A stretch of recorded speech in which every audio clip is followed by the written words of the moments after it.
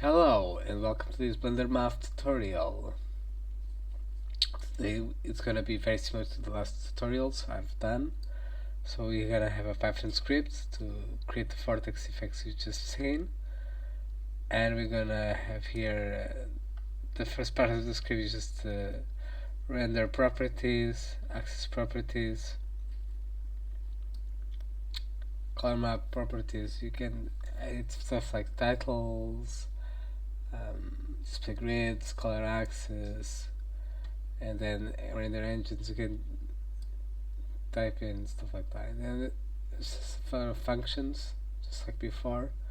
In fact, this is based on previous scripts of this YouTube series, so a lot of functions. And then at the end, at line 490, you have here a definition of the lines of the line that's used to plot the vector field that's part of the vortex. So you can change these equations to suit your needs. And then we have here just automatically calculating the differential of this previous line, so you don't have to do anything here if you don't want to. And maximization step, in my previous animation it was 150, here is 2, just for illustration. Okay.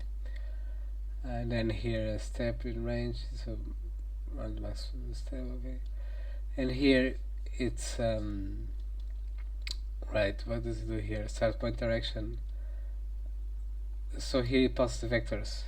It's where it plots all the vectors of the line, of the vortex.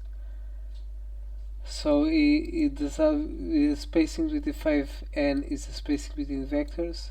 So if you increase the 25n for 50n, the vectors will be more spaced. If you decrease it, they'll be closer apart, closer together.